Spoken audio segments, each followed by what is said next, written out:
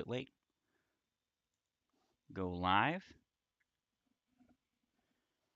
And we're live. At least we should be. Let's, all right. All right, so this is not right.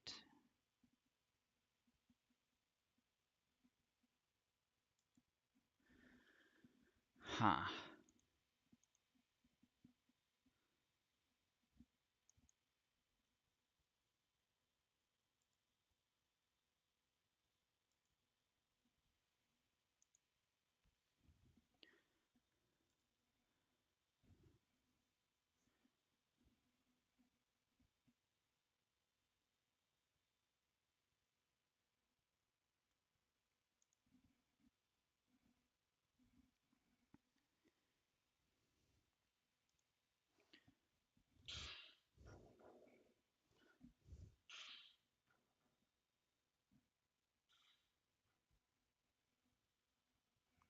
All right. I think we're about as set up as we can be right now. Hopefully, I can't actually see.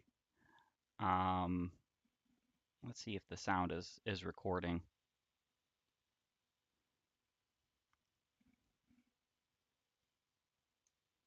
It doesn't look like it.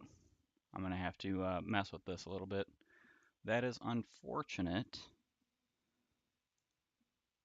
Why is the sound not working?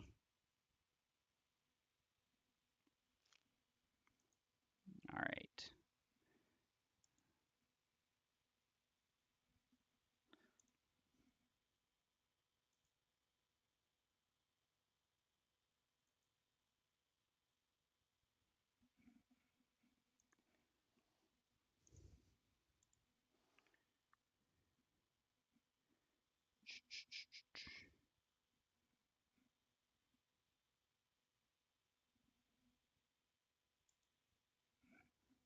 Hmm.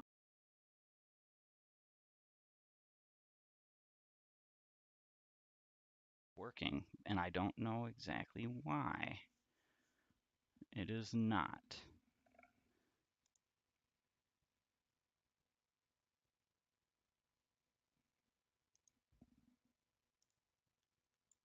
Okay, let's move this aside again.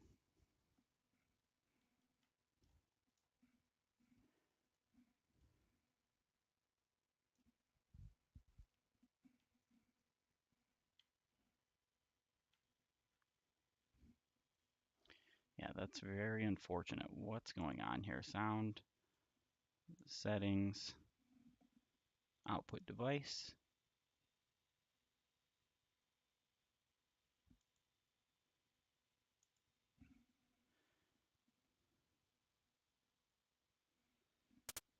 Okay, now it's working. Cool. That's all I had to do. All right. Sorry for being a little bit, I guess you could say, late to the stream.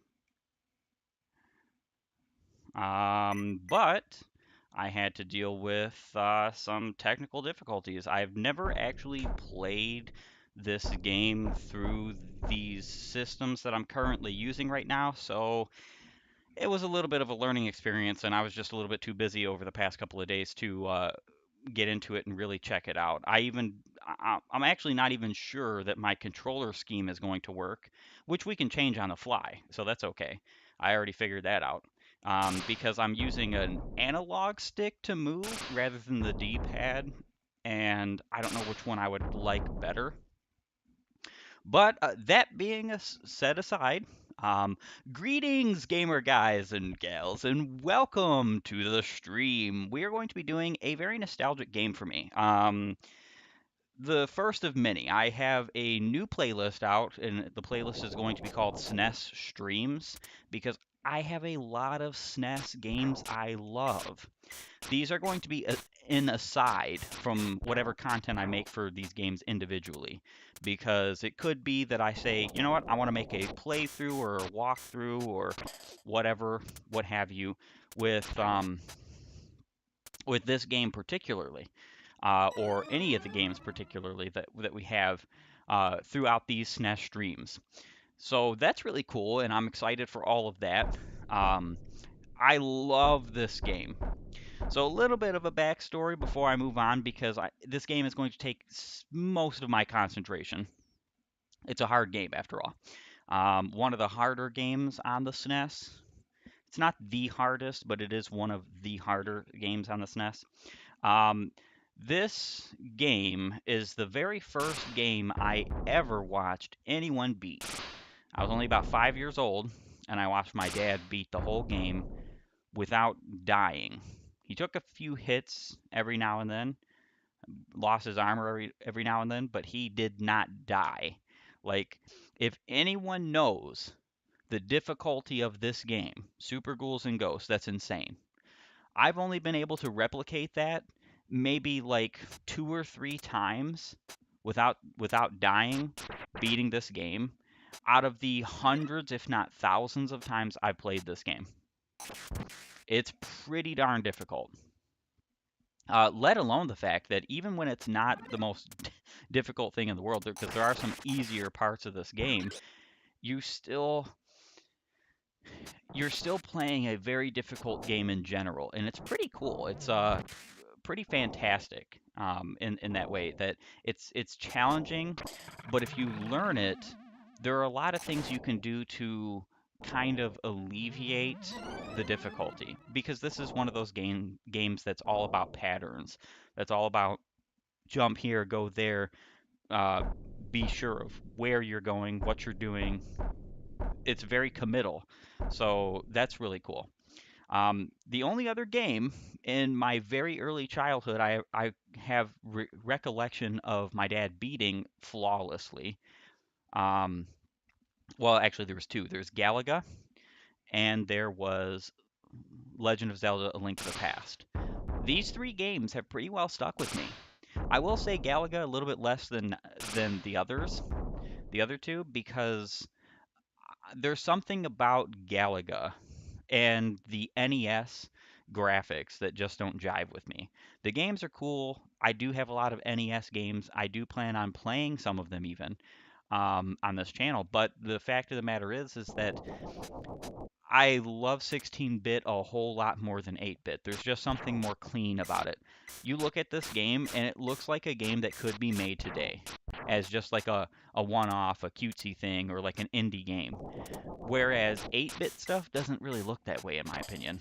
It looks, I know it's a different time, and thankfully, one thing that every gamer should be able to say today is a big old thank you to Nintendo, because the NES saved video gaming. Video gaming either would not exist, or it would not be as mainstream or as good as it is today if it wasn't for the NES. If you can't recognize that, you are not, in my opinion, a true gamer, and I will be glad to gatekeep on that end. I will be glad to. All right, so without further ado, I'm gonna go ahead and check out my option mode. I already messed with these settings just a moment ago, but I'm playing on normal game level. I have played on professional difficulty before, but the problem with it is that if you play on normal, this game has a two loop system. If you go into the second loop, your second loop is always the difficulty higher than the difficulty you select. This includes even for professional. If you're on professional mode, there's a hidden difficulty in this game that's like extra professional. I don't know what the heck they call it, insane or something, um, is your second loop. It is so brutally tough. Maybe one of these days I'll get into it. But I'm more of a casual gamer. So I change my jump to A so that I can use both thumbs to spam B and Y when I need to. That's only useful for certain weapons and certain strategies. And I also put player to 9. I'm not exactly saying that I'm going to beat this game in this sitting, in this stream. Again, this game is difficult. I'm not throwing it out there any which way whatsoever. But I am playing the game. The game is fun. And I think we're going to have a pretty good time. So let's start the game. Watch our in-game cutscene from the SNES era. Stuff like this was wild to me back in the day. watching these kinds of cutscenes. But then again, looking back on it, see, my family was never into things like Chrono Trigger. If you look at Chrono Trigger just beats games like this. Like, it doesn't even look like it's in the same console. All right, so now we have the story. And a good story at that, too. We are the Knight Arthur, and we must save the damsel in distress. That's a great story. Wonderfully great. Is it cliche? Oh, yeah. Is it realistic? Oh, yeah. I would say so. All right, so we start off with our iron armor. And we also start off with the lance weapon. And we immediately get the bronze armor.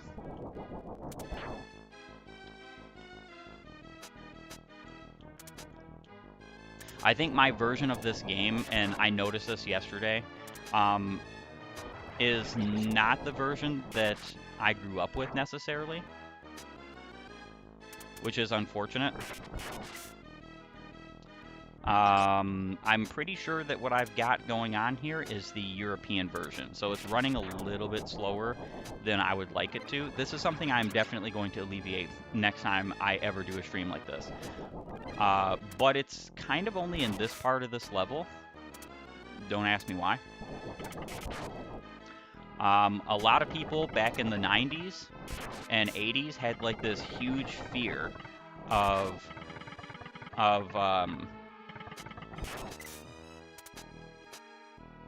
like kids having seizures, and they thought it was because of the video games, and it's actually not at all because of the video games at all, like literally at all, which is the saddest part, because a lot of video games today still have like the required warnings on them.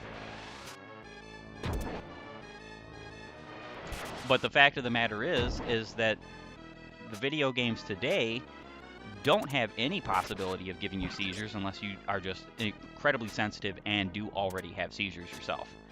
I have epilepsy, and I have never once had a problem with a video game before, ever, in my entire life. And the reason why is because of refresh rates. It is the refresh rate. Oh, come on. It is the refresh rate of TVs which causes the seizures, not the video games. Because if you play the old school video games that did cause seizures, quote unquote, on new technology and new TVs, they will not cause seizures.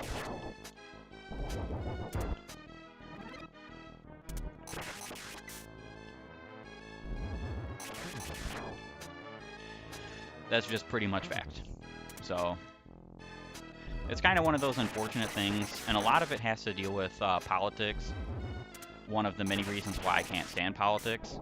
I don't think that governments should be in the business of controlling what people do and have. I just don't. I think it's ignorant and very foolish.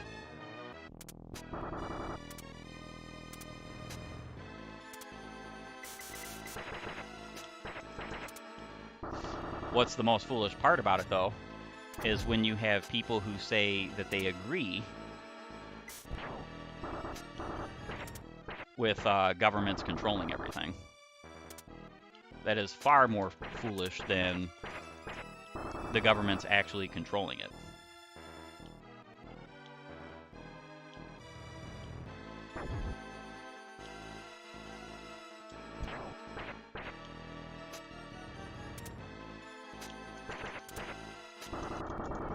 And the cockatrice is dead. Alright, so I will say this. Everybody memes on this game about how, like, the dagger is the best weapon ever. And I will say that it's the most noob-friendly. If you get the dagger, you can pretty well beat this game if you get gold armor, and if you just know what you're doing. But, here's the big but. I actually think that if you get good with the torch is a better weapon.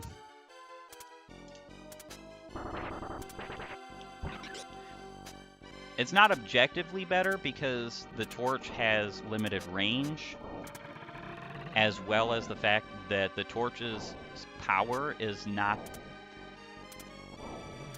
necessarily like fantastic, but it is something to take into account. The torch is pretty darn good. It's got the power, it's got the capacity to like really damage foes up close, especially if you're using the gold armor, because then you can use that in conjunction. Now, I'm probably, because I'm out of practice with the final boss fights in Loop 1 and the next to final boss fights in Loop 2, I'm probably going to be switching out for the dagger whenever I get it, because I want this run to not just become a stalemate at a certain area, which is very possible that it could happen because of the fact that, again, I'm out of practice. And we got our gold armor.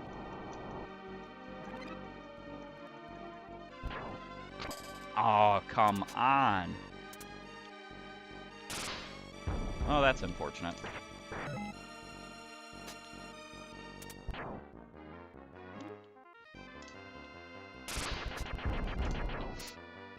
Yeah, if you throw 2 of the regular torches at the same time, you can kill just about any regular enemy. There are some, like, mini-boss-like enemies that you can't, which is unfortunate. The weapons in this game have defining features when it comes to how much damage they do. And they do differing amounts of damage depending on what armor you have and whether or not you double jump, which is really cool. So the torch is actually the only weapon off the top of my head or in memory that actually gets weaker if you double jump while having gold armor.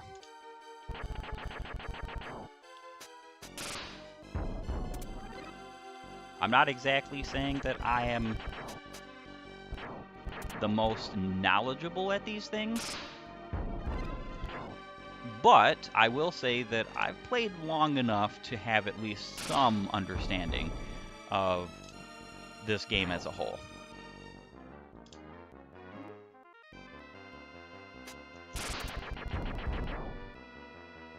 Alrighty. Yeah, this area in this game has 2 auto scrollers. The part B area of stage 2 and the part B area of stage 4.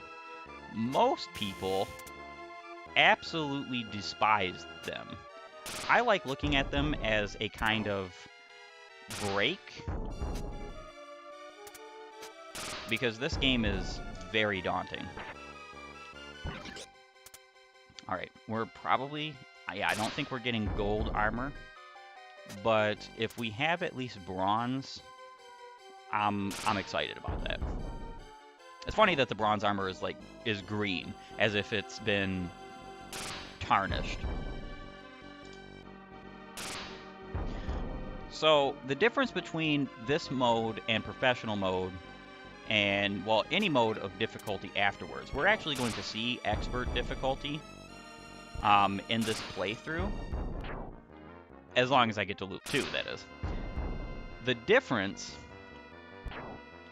is pretty palpable in a way. You just get more enemies spawn, and certain areas, unless you're really on your game, are going to be incredibly annoying. Like, incredibly annoying. One of those such areas is actually the second part of stage 3. Most of the players of this game would look at that as like, yeah, this is definitely nuts. Most people don't play it on professional mode just because of that stage.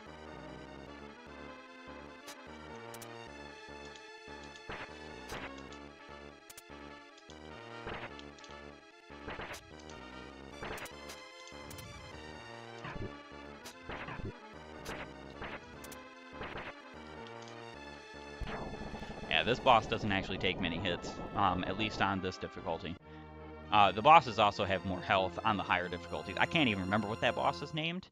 He's like Evil Cyclone or something. I can't remember exactly. But now we're on stage 3, the fire stage. And it's actually the stage where the torch is the most effective, which is kind of abysmal when you think about it because we're fighting in fire.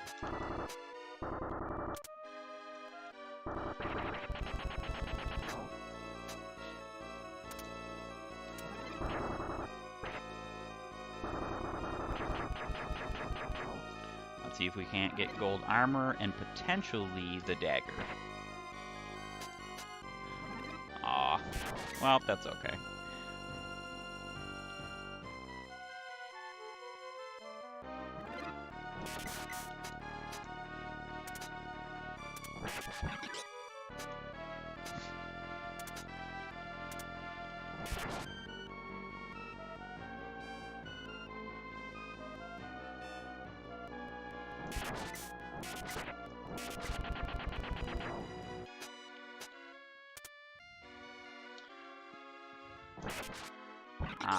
The sun shield.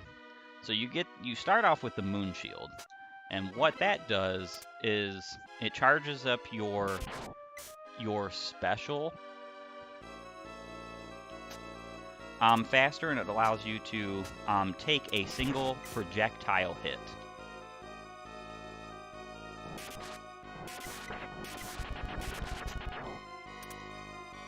But the sun shield, which is blue, ironically,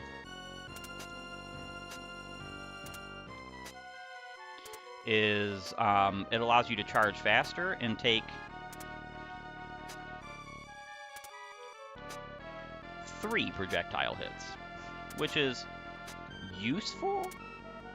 It's not exactly something you're going to see a lot of, because the reality is that it only blocks projectiles if you're stationary, either on a ladder or, for instance, while I'm standing like right here.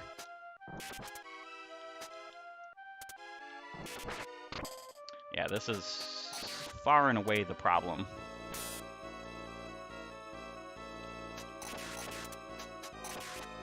Of the magic version of this weapon. Alright.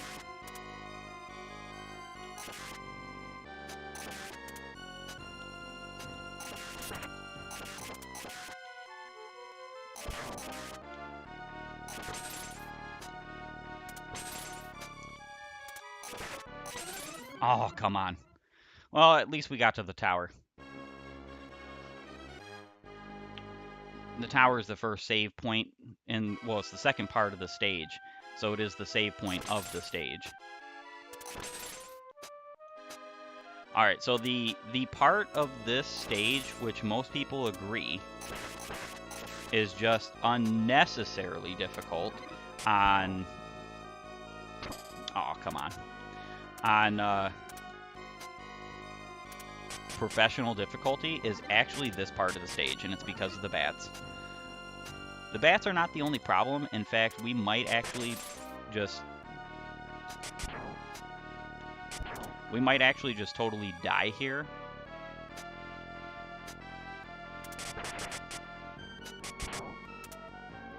Oh, I was about to be very sad if that was a weapon. We might just die here because the problem is that there is a part of the stage where goblins fall from the sky, and you need 2 dagger hits in order to KO. Oh, come on. In order to KO them. I just had the dagger.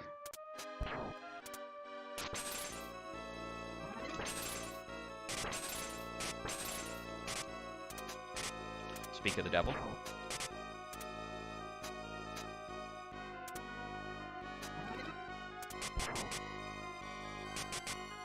Yeah, so the dagger is the most noob-friendly weapon on this game.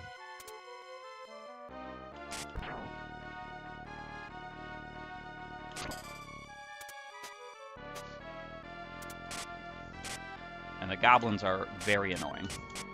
Without without bronze armor at the very least, the goblins, I believe they take 2 hits in order to KO with the knife. And the reason why that's a problem is most of the time your knives don't come out fast enough.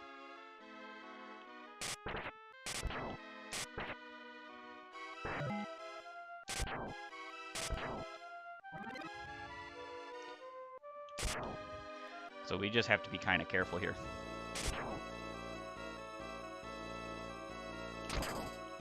And that's thrown out the window, isn't it? Yeah, this part is abysmally annoying if you don't have at least bronze armor, especially with the dagger, because like I said, you're just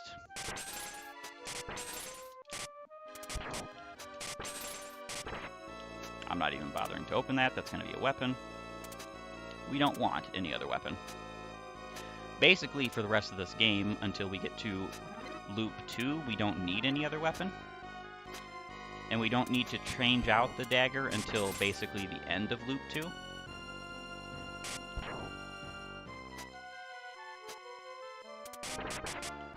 Alright.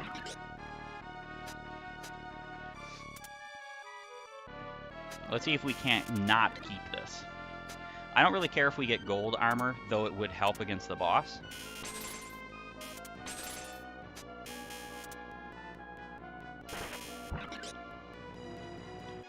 Alright.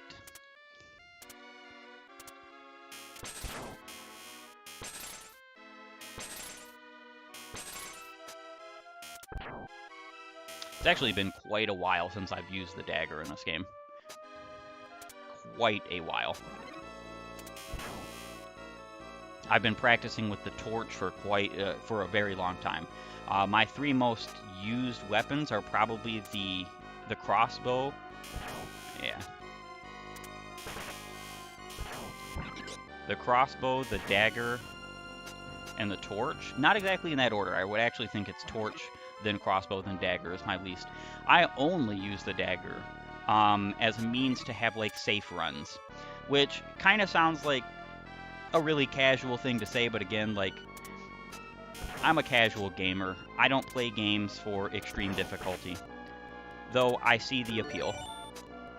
I mean, this is an extremely difficult game, so I see the appeal. It's just, I don't play games solely for that purpose. Alright, so this boss, if you are smart,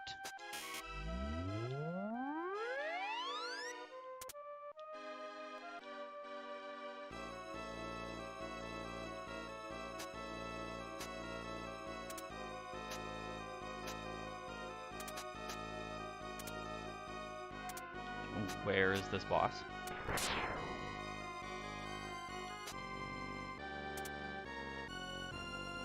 Oh, don't tell me that it's bugged.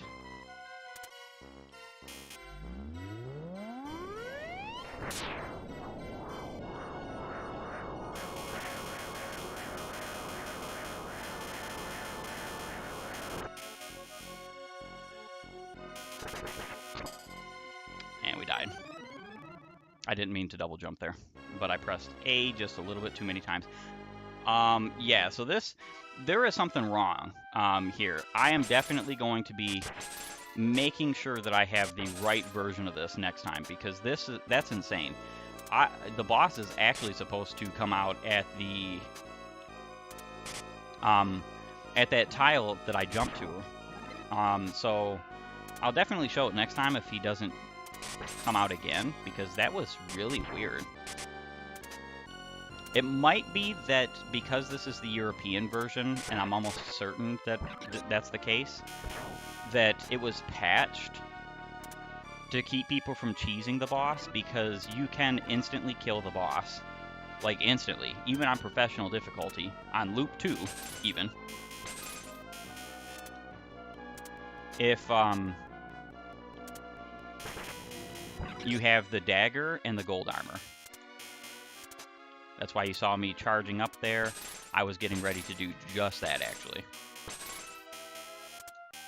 Usually, I don't really care about whether you can cheese the bosses, because the fact of the matter is that some bosses can be really cheesed with the with the torch, so it's kind of like you can cheese bosses with a bunch of different weapons. And actually, the best boss killing weapon in this game is the scythe. It's not even the dagger. The scythe is like no brainer, easy. And I mean specifically with the gold armor, you would want the sun shield ideally. Oh, come on. Well, at least he didn't drop on us. That's really unfortunate.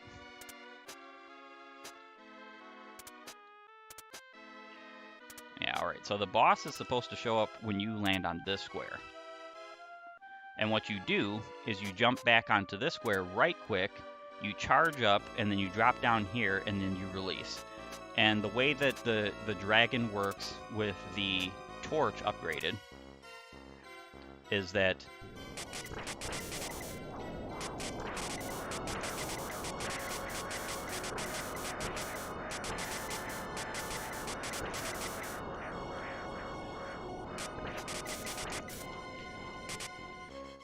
alright, where's he throwing this at?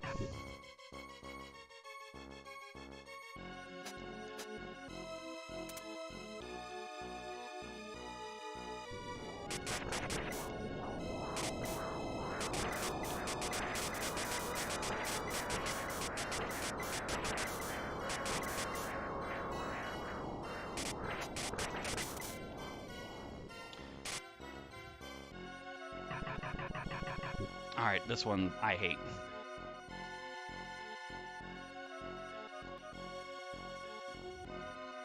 Those things have a wonky hitbox and can easily kill you. Alright, cool. So now we saw what happens when you catch the key and you don't have armor. You get your regular old steel armor back. Which is cool, mind you, but I mean, it's not exactly like groundbreaking. I've also noticed that this version of this game has less enemies.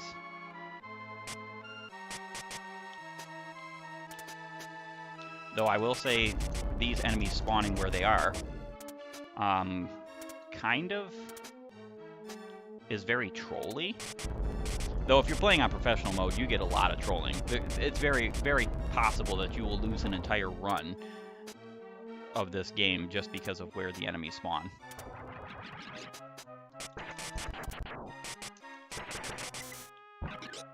Perfect.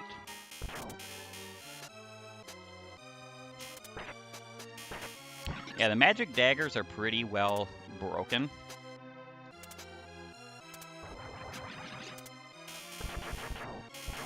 Because they can be shot as fast as they do, and they go through enemies.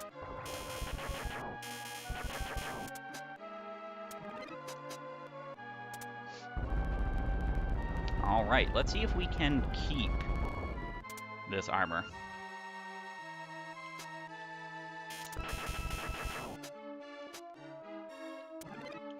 That was a very close call there, actually.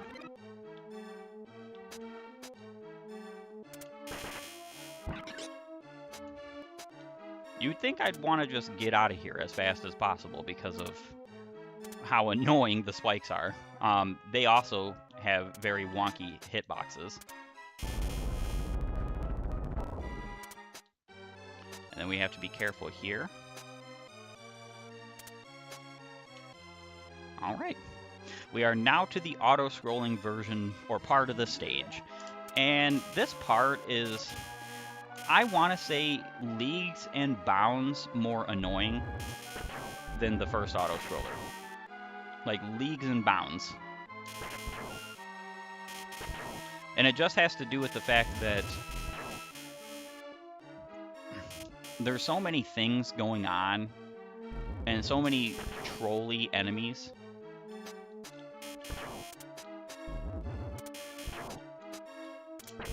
Yeah, this game doesn't even have, like, the same sounds in some things. I'm definitely going to have to fix that.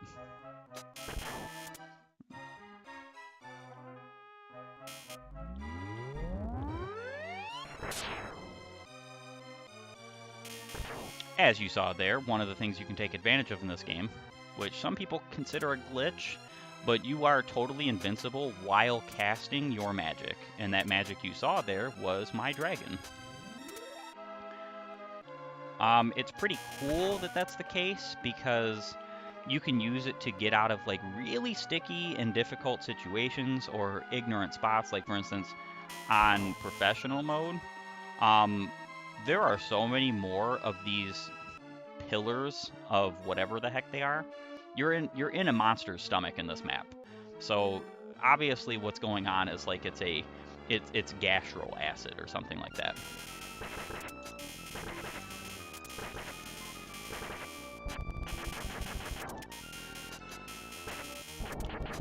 And not a completely quick kill, but you know, quicker than not, I would say.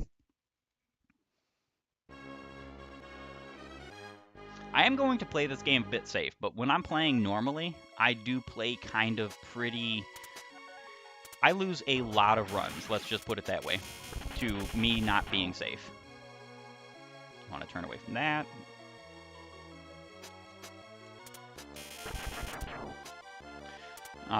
Because I like gambling with the enemies on this game. Those guys also have a lot less health on this mode, or on this game. Yeah, this is very awkward, if I was being honest.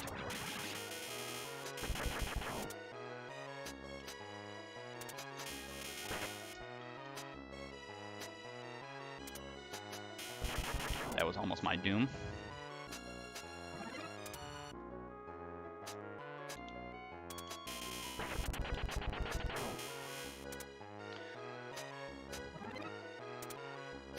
Alrighty. So we've gotten through part A of this stage, almost. This part I don't really particularly like without the torch, because if you have the torch, the power that it has just instantly blasts through all of these, and you can just run. You don't have to wait, you don't have to hold on a moment. But I will say this, even though I'm kind of advocating for the torch here, or saying that it's like a great weapon, there are problems with it. You have to be really skillful to use the torch in a manner that allows you to kill the red Aramir aces, which is who I just killed. That guy is a pain. But with this weapon and a few others, he's basically a breeze, an instantaneous breeze.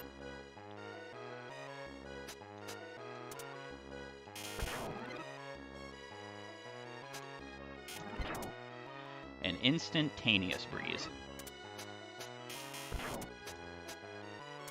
And also, this part is a whole lot less difficult when you have a weapon that can hit the enemies at range.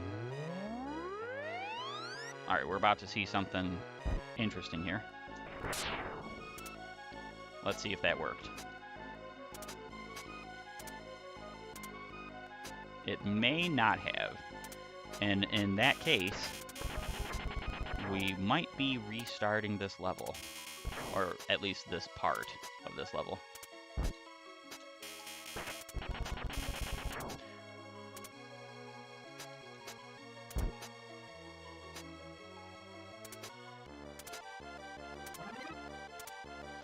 All right.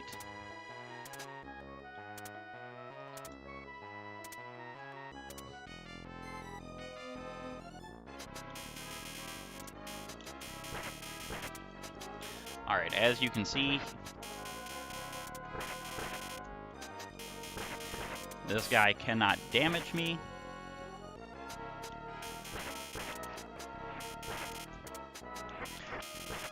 So what I did for the eagle-eyed viewer is that when I used my dragon ability, while the avalanche took me through the spike area, what happens with this game is that you have this instance where the dragon invincibility, or any of your power abilities when you do the charge, overlaps with damage. And because the avalanche also kind of does that as well, it busts the game. So technically, the avalanche wanted to make sure I took damage on those spikes. But the dragon said, nope, you can't take damage. So for the rest of the stage, as long as you do not use your charge, now I can be defeated. But as long as you do not use your charge, you are invincible. Yes, that's a glitch, or I should say an exploit. It's actually really an exploit more than it is a glitch. And yes, I'm going to use it in loop 2. You better believe it.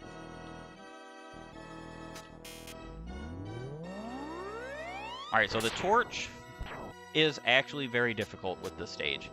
And the reason being is because you have to deal with a lot of red error mirrors.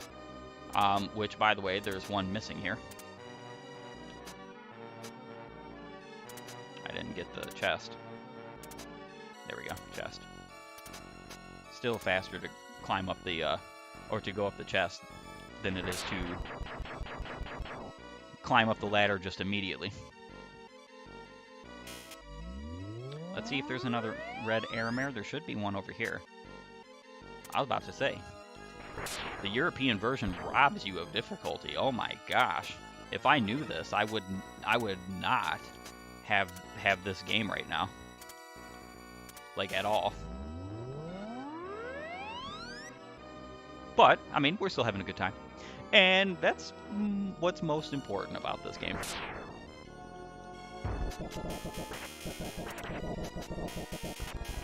And he's dead.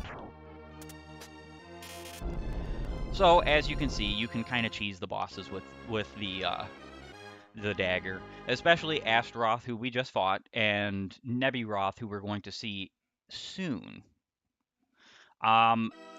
Putting it mildly, the torch is an extremely difficult weapon to use against Astaroth and Nebiroth.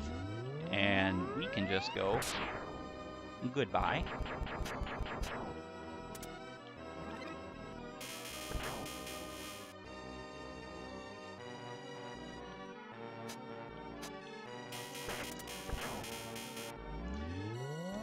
Goodbye.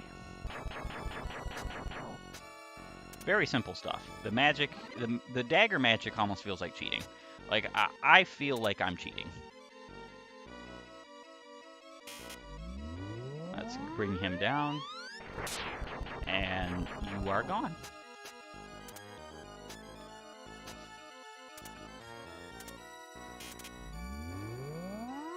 Oh, there's no Aramare Ace here either. Wow. They must have thought you guys were even dumber than us. My European friends.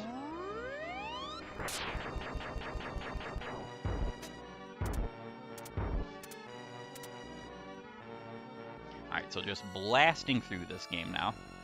I actually am considering getting the special weapon as soon as possible. Aw, I just barely missed.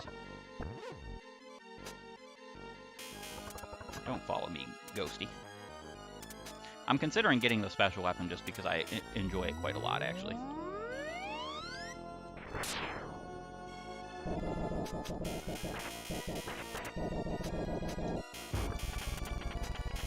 Alright, that's Astaroth. You have to fight him a second time. Here is Nebiroth.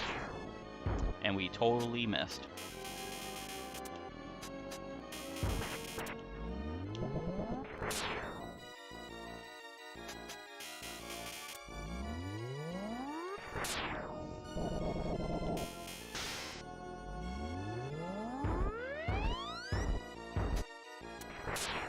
And this should be his doom. Fantastic. Alright, so a word from our sponsor. Yeah, I'm definitely not sponsored with only 20 subscribers and so very few views. Oh, breaks my heart. Oh, Arthur, I'm so glad you came to help me. But not even you can defeat that fiend, Sardius. I already know what this is going to say. Without the goddess bracelet. Yes, I know that. That's actually the special weapon you can only get in Loop 2.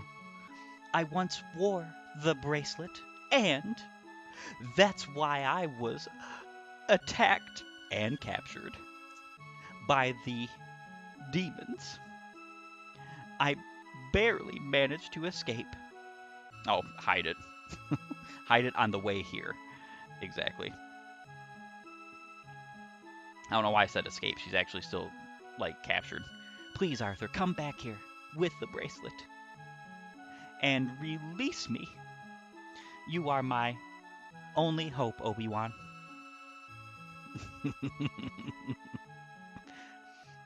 Princess Prin Prin. Literally, her name is Princess Prin Prin. Oh my gosh. It's too good. It really is too good.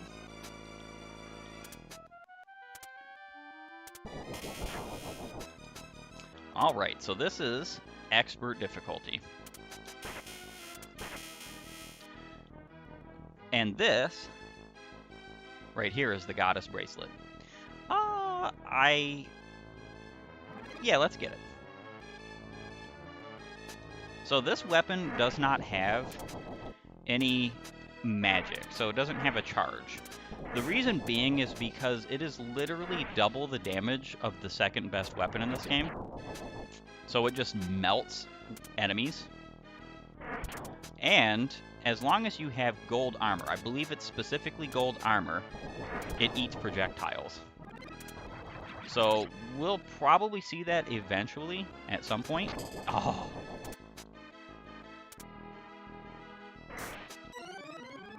That was unfortunate. We'll probably see it at some point being able to eat projectiles.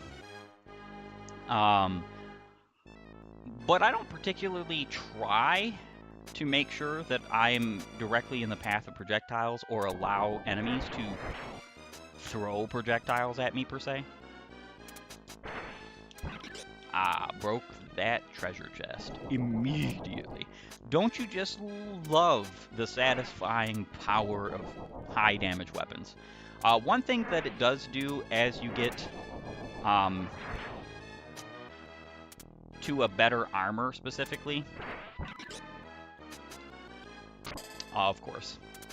It was a riser. It had to be a riser.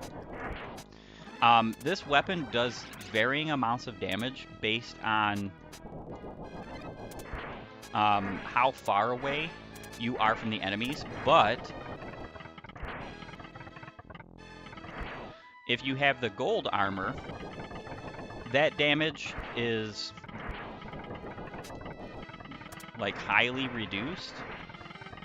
And these actually don't count as projectiles, these skulls that this game is shooting at you.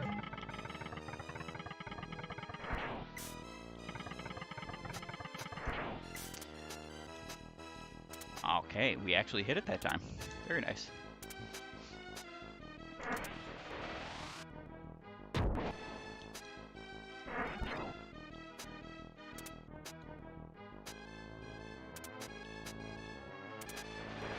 And skip both waterfalls.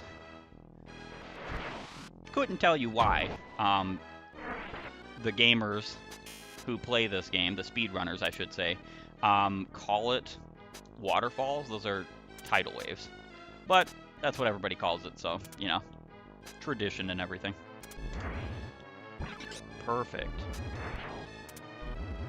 Yeah, so armor with this weapon is kind of a moot point.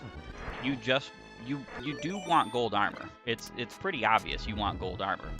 But you don't need gold armor in order to make this weapon function and do what you would have it do anyway.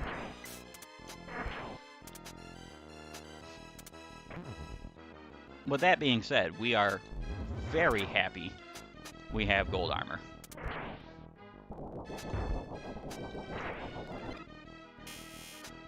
Aw, poor wizard.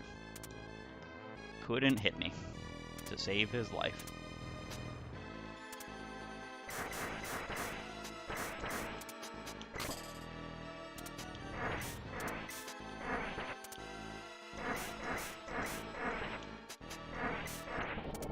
And gone. So the enemy bosses have way more health on Loop 2. It's actually pretty significant. It's not like double, but you saw how I just shredded that cockatrice. This weapon also, to me, feels like cheating. but it's cheating in a little bit less cheating way than the dagger. I love this weapon. It's probably the only weapon I think is cooler than the torch just because of its properties, especially with gold armor. But I will say this. Gold armor is still more useful, or gold armor. The torch is still more useful in many different aspects.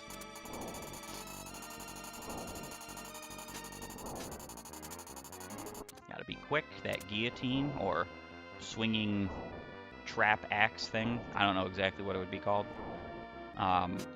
will annihilate you.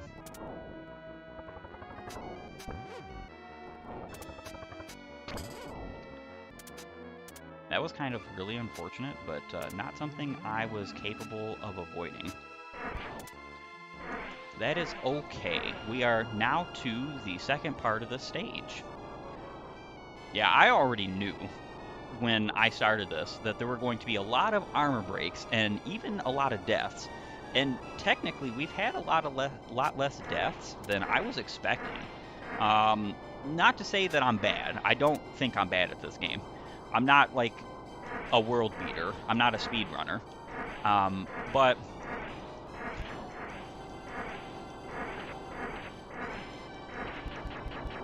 goodbye, sorcerer. I should probably stay away from over here.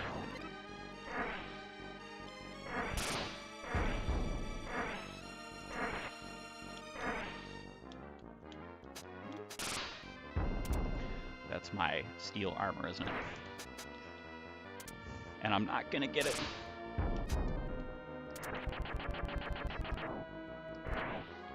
There should be another time at which I can get it, so that kind of just sucks though because I wanted gold armor by the time I fought the boss. Doesn't look like that's happening. Yeah, we definitely don't want the lance. It's pretty much objectively considered the worst weapon in this game because, well, one of the worst. The axe is actually considered the worst. It's funny because there's actually a way that you can really, really cheese the bosses with the axe in some retrospects. I don't know if it's possible on this version because, again, I'm playing a version I'm actually not used to. But you know, it's not something I even care to try because the axe is just that bad. The actual weapon of the axe is better without bronze or gold armor than with. And the magical upgrade is not worth it either. So it comes to the point where it's like, this is just not a useful weapon at all.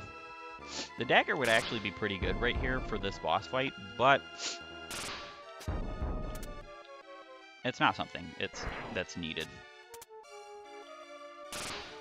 Armor? Yes.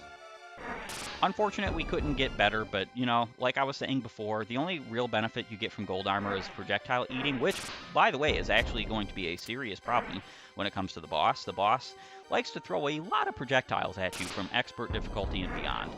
Then again, this game has kind of subverted my expectations about the difficulty on this version, which is unfortunate to say the least, because if I had known that, and this is my own fault, I understand, because I should have tested it or something. I just didn't really have the time to find my American version. I just didn't. I just could not be bothered to do so within the last couple of days. I've just been so busy. It's incredible how busy I've been.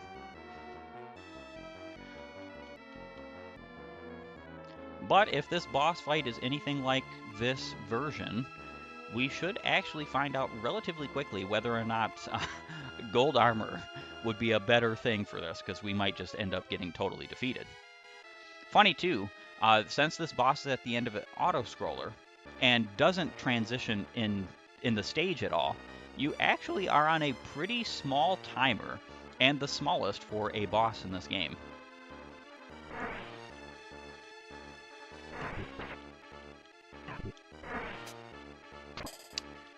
did I do that? The world may never know. Yeah, this is going to be a tough boss fight.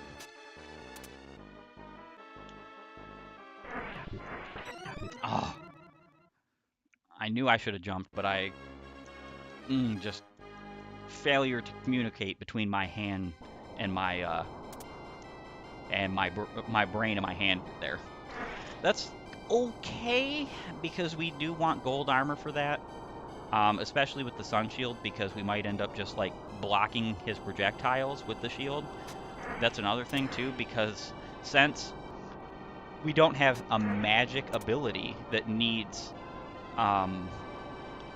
necessarily buffing, we don't actually need the shield for anything other than projectile blocking, which is totally cool in a way, because it basically allows us to use the shield as it's supposed to be used, rather than as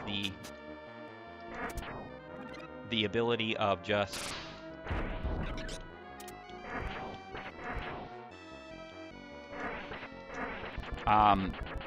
powering up your magic ability, which is again, that's the more practical use of the shield, like I've said before. But a shield is for blocking damage, so why not block damage?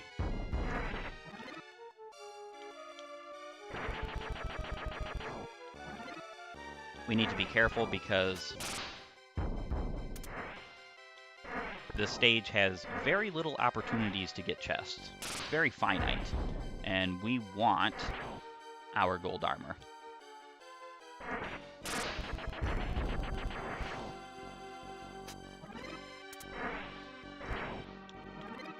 Yeah, points seem kind of pointless in this game, but you do get points for defeating enemies, as well as getting points for gathering stuff. And it's useful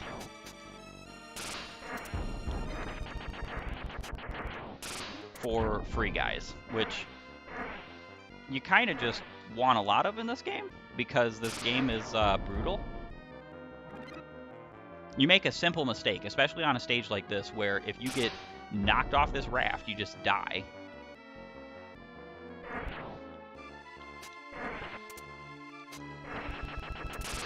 Alrighty.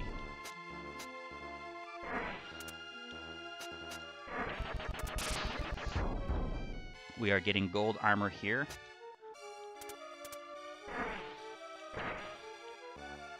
Awesome. And you always start off with the moon shield.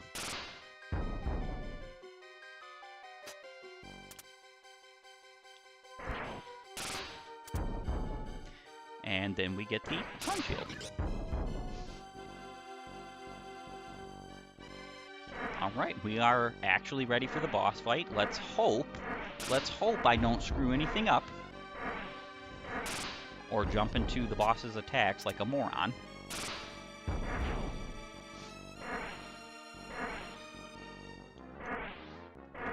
Yeah, as you can see, if you can see like the blast getting smaller, the smaller portion is when it does less damage. It goes from doing 18 damage, which, you know, you might not exactly necessarily understand if you don't know the health. Most enemies in this game have less than 10 health, unless they're bosses. So it goes from doing 18 damage to 12 to 9 to 3 damage. And it's a very, very rapid drop-off. You're almost never going to see the difference between 12 and 9 damage. 18 damage is basically up close, up front. And you want to be up close with this weapon in order to deal the most amount of damage, but you also kind of don't want to be up close to the enemies because they're not very forgiving in this game. The shield also doesn't block you whenever you're shooting, like this. As long as I spam this, the shield has no power to block me, but if I'm standing still, it will block.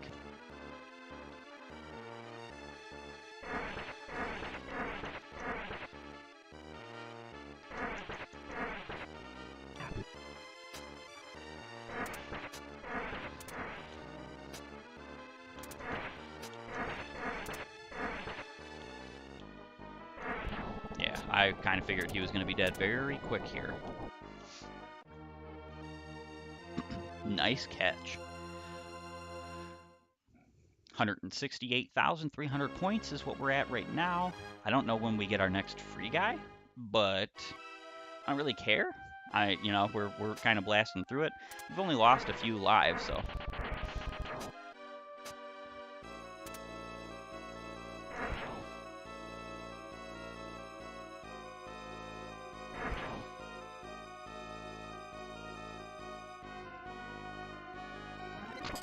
Oh, come on.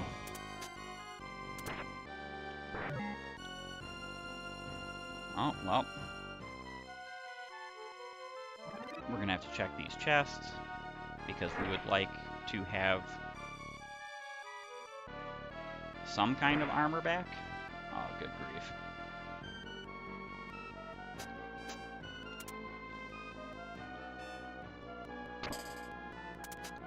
Fantastic.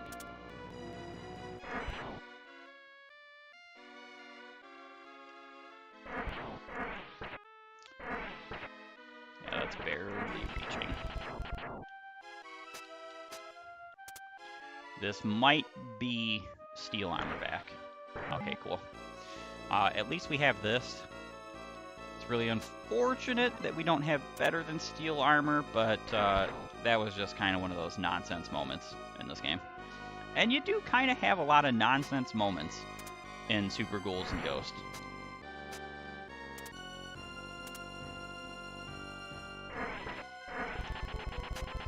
And you're dead.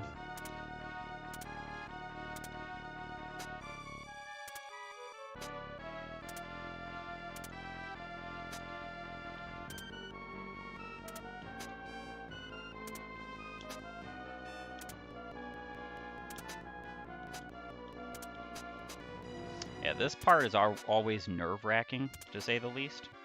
But if you know what you're doing, it's not that difficult. Alright.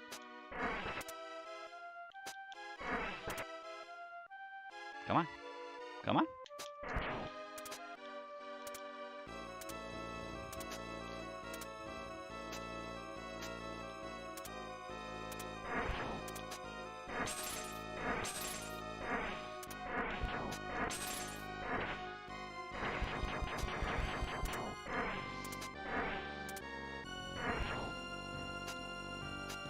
As long as we have some kind of armor for this boss fight, we're good, gravy, golden. But I would like to have, better armor.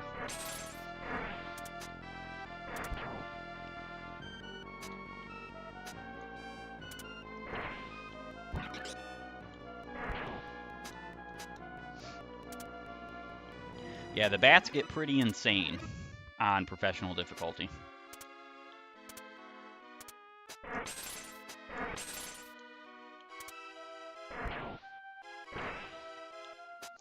I love you, Torch, but not today. Not today.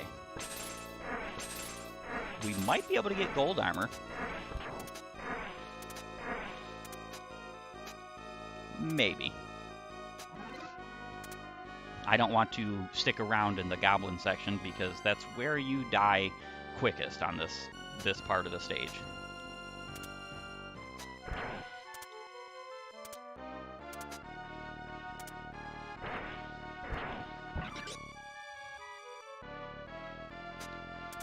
Alright.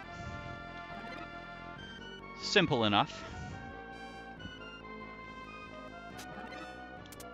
Simple enough. And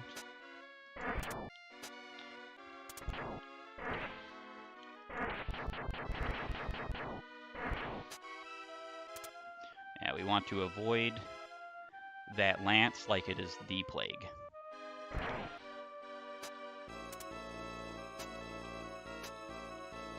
Alrighty. Well, we are to the boss. We have our gold armor. We have the moon shield.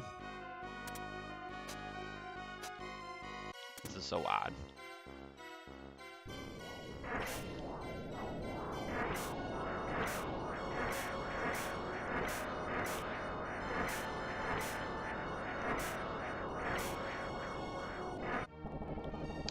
I was kind of figuring we would one-cycle him with this because the weapon is just that busted.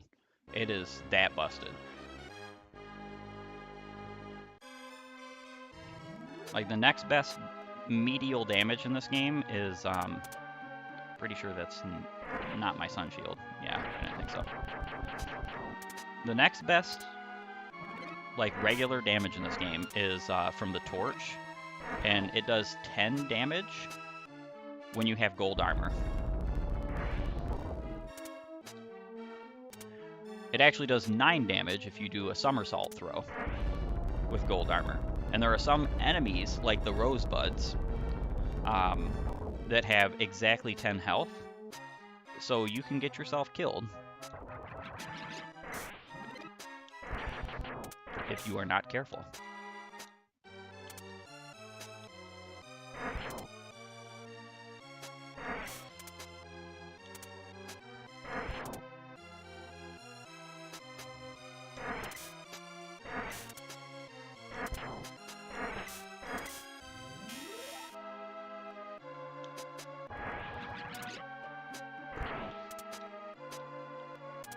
Too many of you guys.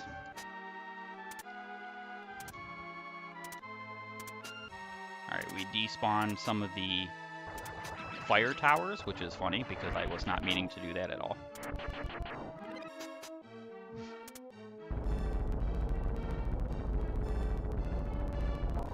Alright, get ready for them to shoot. And run the heck away from them. That might be... Ah, sun shield. Don't need it, but why not have it? Yeah, this whole stage is called the Ghouls' stomach, and I think that's funny. That guy right there is a troll. He can kill you pretty much instantaneously because sometimes he'll go left when you're jumping down that way, and you just die. Or at least lose your armor, and there is nothing you can say or do about it.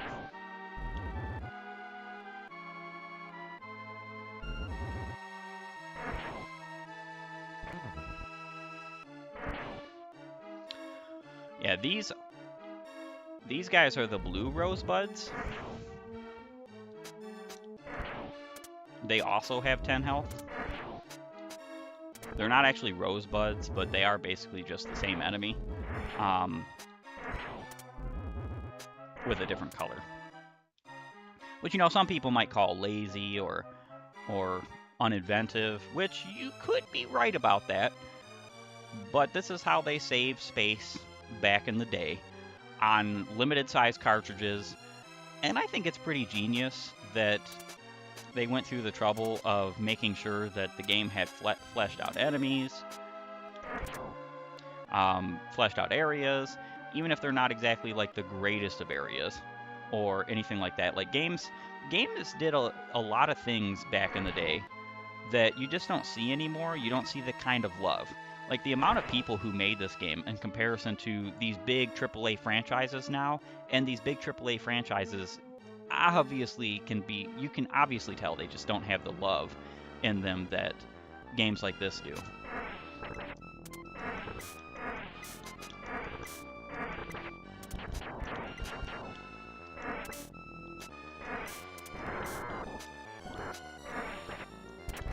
Alright, we just ate that boss's projectile. And yes, you can eat even boss's projectiles. There's only a couple of projectiles in this game that you cannot eat, or a couple of things you would think are projectiles that you cannot eat, because they're not actually.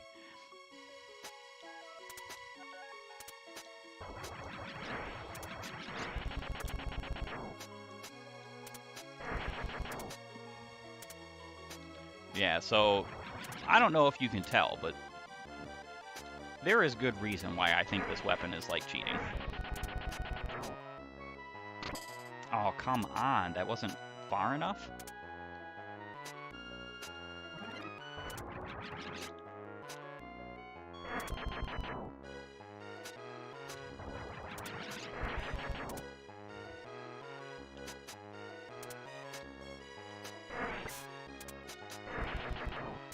I'm very surprised I did not die there, if I was being honest.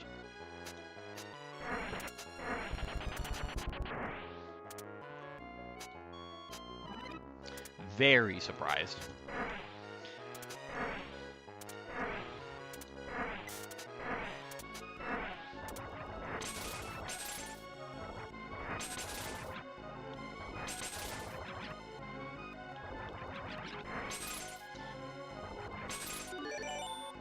Oh, a free guy. Cool.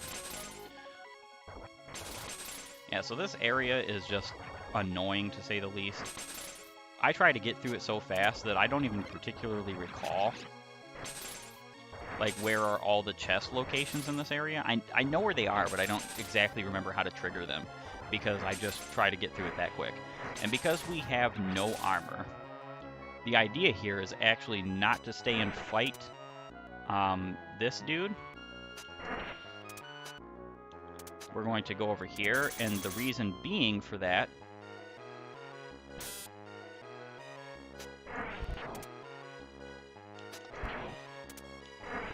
is just in case we died, which we didn't.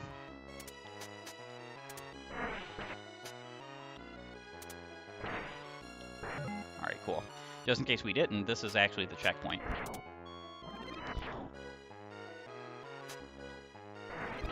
Alright, so one thing that I will say here is that because I'm not using the gold armor with a particularly interesting weapon, I would say, like a weapon that has the ability to use magic, I cannot take advantage of the glitch over here.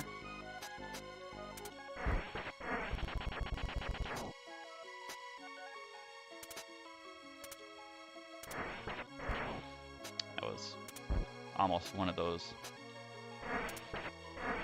very unfortunate moments where I just died because I was being stupid. Alright. You can jump over the avalanches, makes 0 sense, but I'm not about to get mad about it.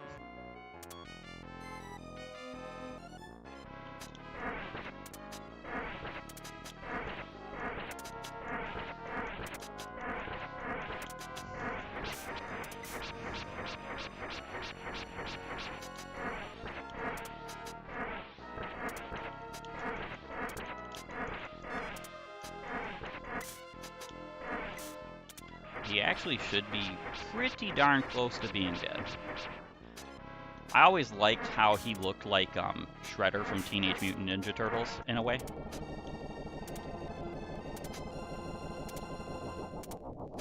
I remember that game being brutally difficult on the system. Alright, so proof is in the pudding. I do not need a glitch or an exploit in order to beat a boss. I'm actually fighting the harder version of the boss just a moment ago, and didn't need anything. Alright, there we go. Need that chest to spawn. Come on. One more hit. Yeah, he made the mistake of messing with me today. Wow, there's no Aramare Ace here at all. Which is really kind of... It's cool for us, you know. I don't really care particularly because I can deal with the Aramares no problem with just about any weapon. Just about. Notice how I said that. And we will be getting the Sun Shield. Alright. And dead you are. And the Sun Shield.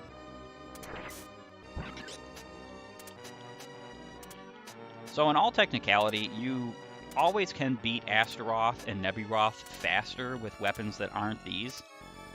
Specifically this.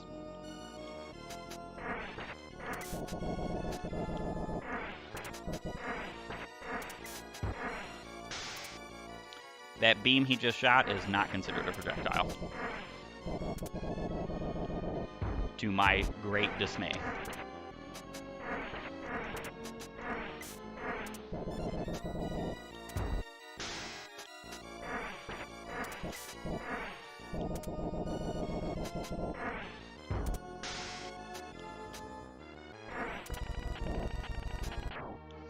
However, his fire from his second mouth is considered a projectile, so you can eat that as well. So we are to the second to final stage. It was the final stage of Loop 1, but it is not the final stage of Loop 2.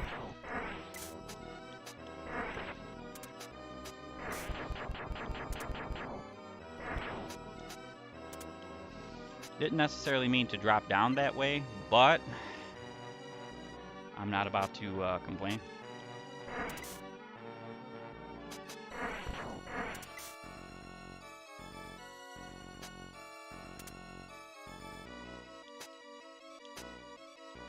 Aw, come on.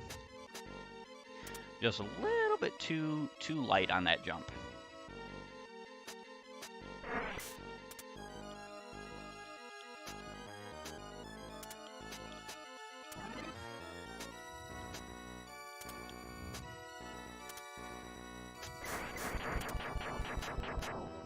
And he is gone.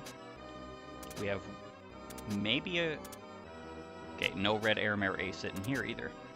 Wow, this is intriguing. It's kind of like a big old learning experience for me right now.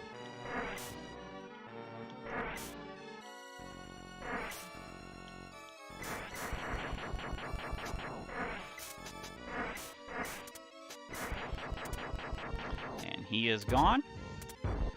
And we are about to go fight Astaroth and Nebiroth. And then we are going to fight that fiend Sardius as Princess Prin, so wonderfully called. Oh, perfect. We actually hit the speedrun jump. I know a lot of the speedrun tricks in this game. I've watched a lot of speedruns for this.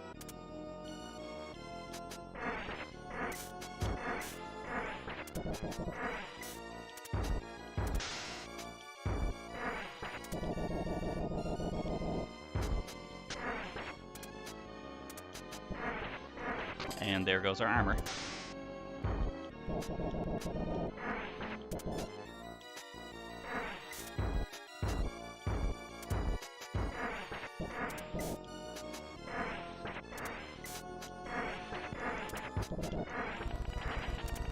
Alright. Nebiroth is a little bit easier to fight in my opinion.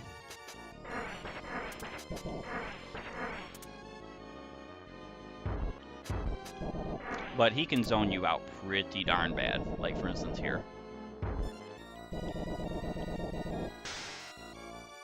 And that's exactly what he's doing, is zoning me out.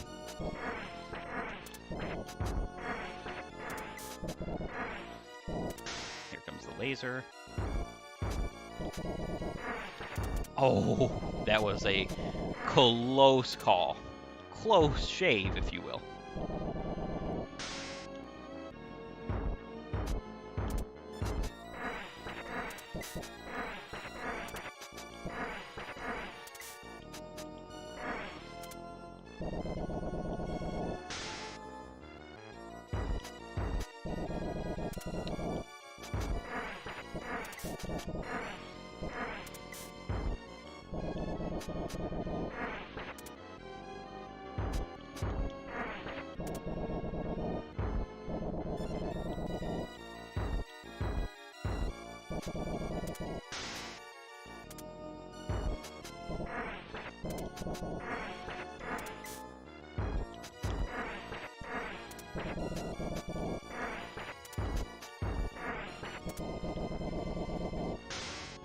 That's the unfortunate part of me not having gold armor, is I can't hit him as reliably.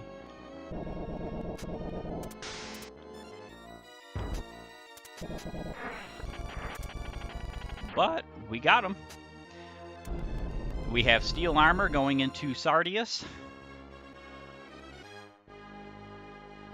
Beat all 5, 6, 7 areas. Now we're at 8. And we are fighting the big baddie himself, Sardius. So this guy is unaffected by your weapons that are not the goddess bracelet.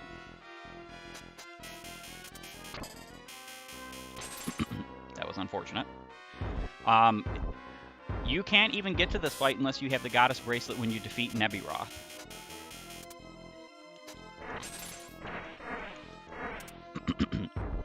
But another thing to note is that you can only hurt his head. Nowhere else on his body is he affected by your weapon.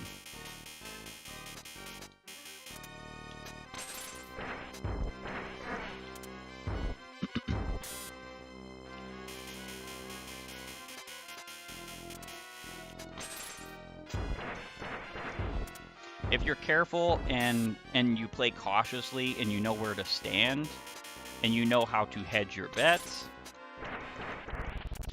that will happen.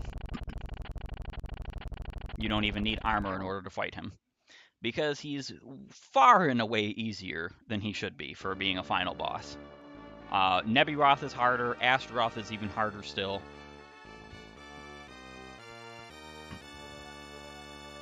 And there we have it, folks.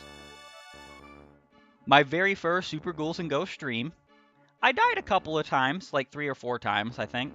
Lost my armor a lot, but I beat it. No one ever imagined that the princess's bracelet was such a powerful magical weapon. Even the princess herself was wearing it as ordinary jewelry, unaware of its magical properties. She only learned the true power of the bracelet when captured by the demons and barely hit it in time.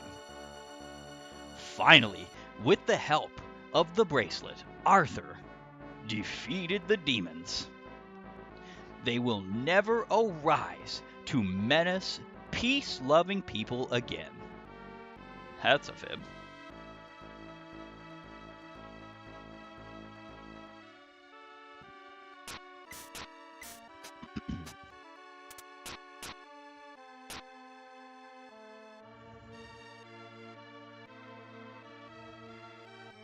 Zombie. Alright, so there is a very unfortunate thing that happens with changing the buttons of this game. These cutscenes are not pre-rendered, they're not pre-made. They're actually gameplay cutscenes. What you're seeing here is the game actually using the button configuration that is normal to it to play the game. However, if you change the button configuration, it changes this cutscene.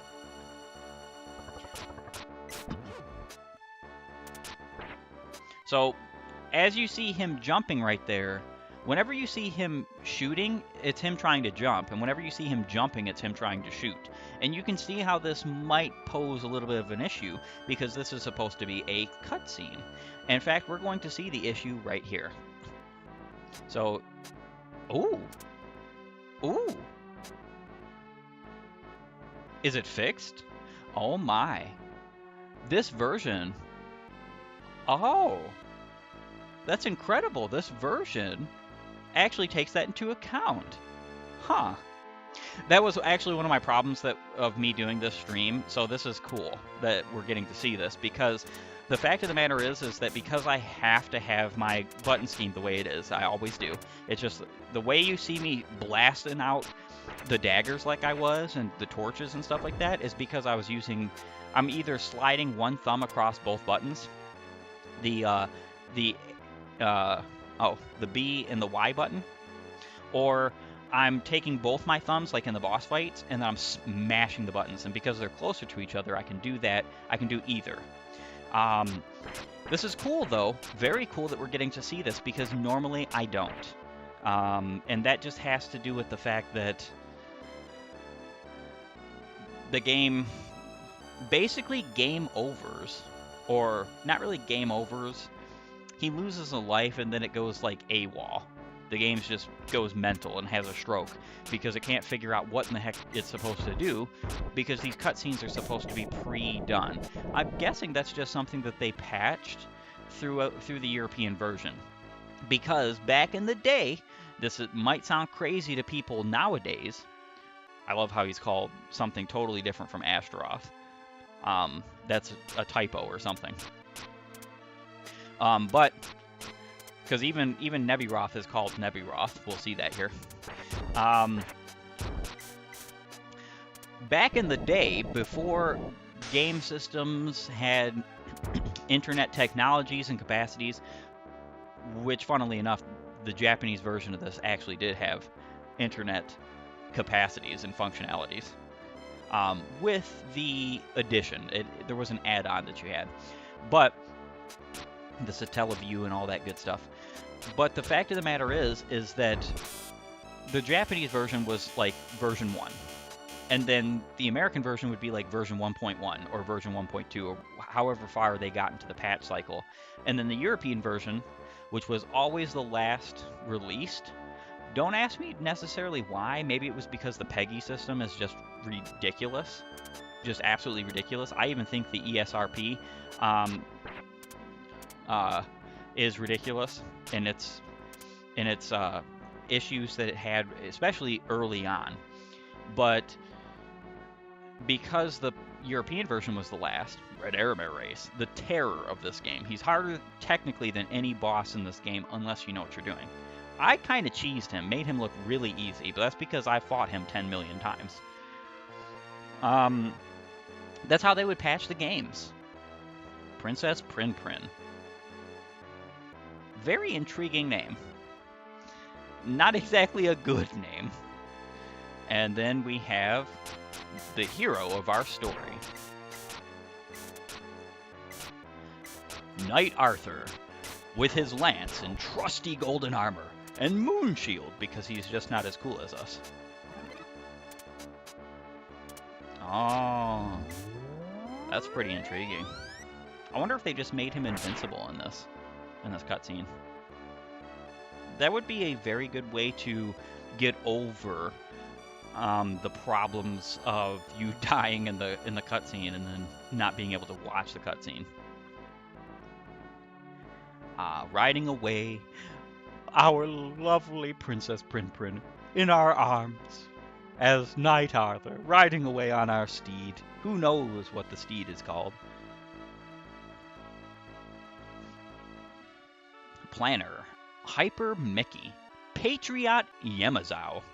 Actor designer, Patriot Yamazawa, Tall Knob, Hyper Benji. Background designer, Jun-chan, Natsuchan, Chien-chin, Ryotsuru's mama,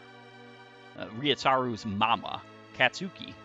M30, Machan, Yamadachi, Mari. Actually, this in the English version it says Mario.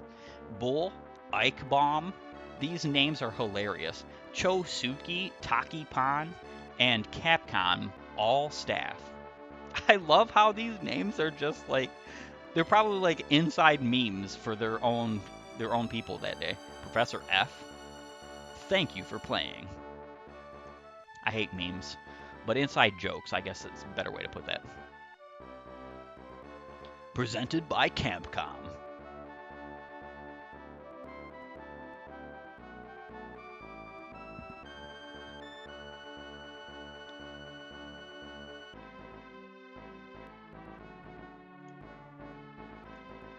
And we get to see them ride off just a little bit further.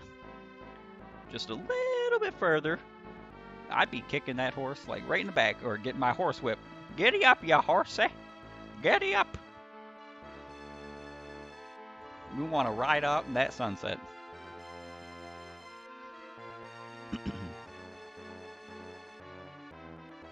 And we get a lovely scene of our hero and damsel in distress. The end? ... question mark. It's never the end. You can play again. Alrighty, so I want to thank you for joining me, anyone who has, and I am very grateful for the opportunities that I have in life, and I'm very grateful for the ability to be doing something like YouTube. Hopefully, one of these days, not only will I get to be able to do YouTube, but I'll be big on it, or some kind of streaming platform or video platform, because this is fun. It's fun having a hobby that you can just do these kinds of things in. I want to thank you for joining me, and I hope you have a great and glorious day gaming. See you all later.